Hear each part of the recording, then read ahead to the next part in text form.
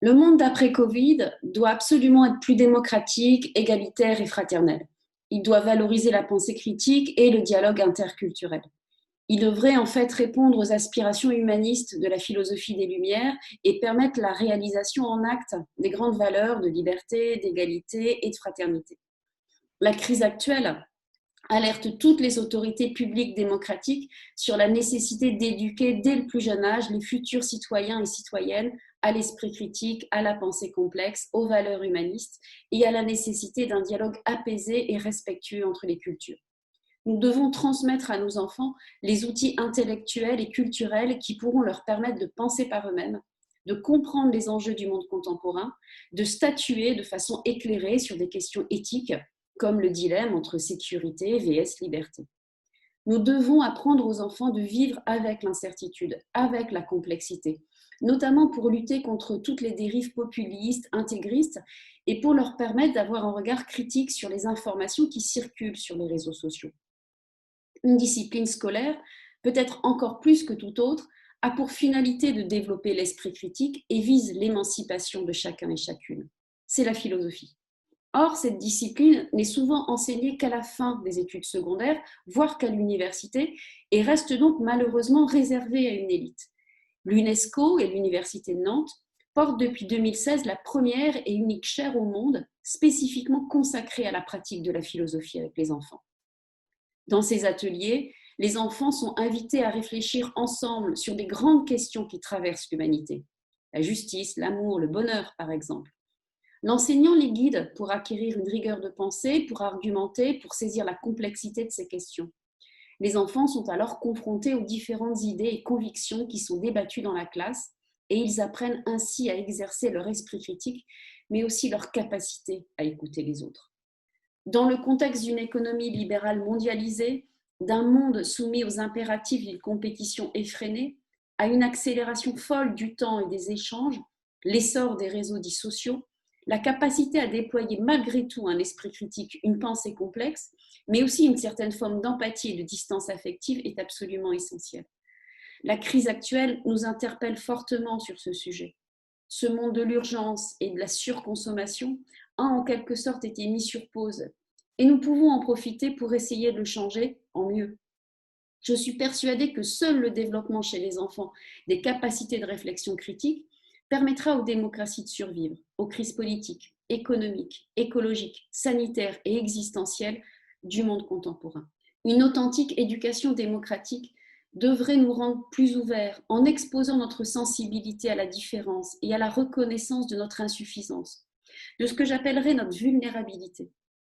Les pratiques philosophiques avec les enfants sont une des réponses à cette urgence éducative. Car en plus de rendre libres et lucides, de nous émanciper, la philosophie nous apprend aussi à être plus humbles devant nos propres convictions et visions du monde. La philosophie permet d'accepter de dire je ne sais pas, d'accepter le doute, l'incertitude et la complexité.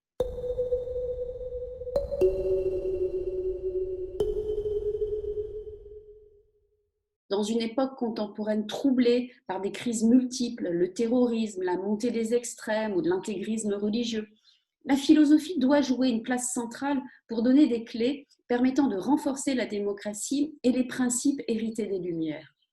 Ainsi, l'un des enjeux les plus essentiels de notre modernité est de penser et d'inventer une éducation qui englobe la personne, une éducation qui se soucie autant de l'éthique et des valeurs que des seules connaissances et compétences, et qui pour cela ne fasse pas l'impasse sur l'imagination, les émotions, la créativité, la relation à l'autre.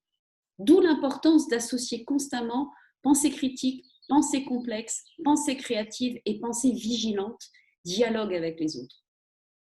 La distinction que fait la philosophe Hannah Arendt entre l'intelligence et la pensée est sur ce point particulièrement éclairant. Elle a montré, notamment par son célèbre concept de banalité du mal, que la rationalité pure ou que l'encyclopédie du savoir ne sauve nullement les humains de la barbarie. Les hauts dignitaires nazis, par exemple, étaient des personnes rationnelles, intelligentes et cultivées, mais ils étaient incapables de pensée et d'empathie. Ainsi, selon elle, l'apprentissage du jugement permettant d'agir de façon éthique dans le monde pour le rendre meilleur, doit se fonder sur la capacité à ressentir le point de vue de l'autre. D'où l'importance d'aller à la rencontre de l'autre pour comprendre son point de vue, exercer sa sympathie. Un jugement bien fondé n'est possible qu'au sein d'une communauté de recherche où prennent place dialogue et réflexion en commun. Ces espaces de co-construction de la pensée critique, créative et bienveillante sont la condition d'un monde meilleur. En ce sens, les ateliers de philosophie avec les enfants donnent corps à ce que Hannah Arendt appelait des oasis de pensée, c'est-à-dire la création de temps coupés de l'affairement du monde où les participants peuvent prendre de la distance pour penser ensemble. Ces agoras délibératives instaurent l'égalité de parole entre toutes et tous dans le respect des différentes opinions, tant que les idées sont fondées le plus rationnellement possible.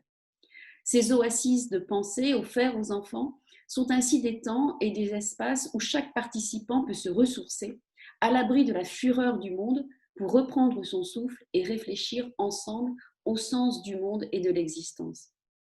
C'est l'éducation et l'école dans son ensemble qui devraient être au quotidien des oasis de pensée. Cet esprit philosophique, cette éthique devrait insuffler au quotidien l'éducation des enfants. L'enjeu du développement de la philosophie avec les enfants n'est donc pas seulement pédagogique, mais il est pleinement politique au sens le plus noble du terme.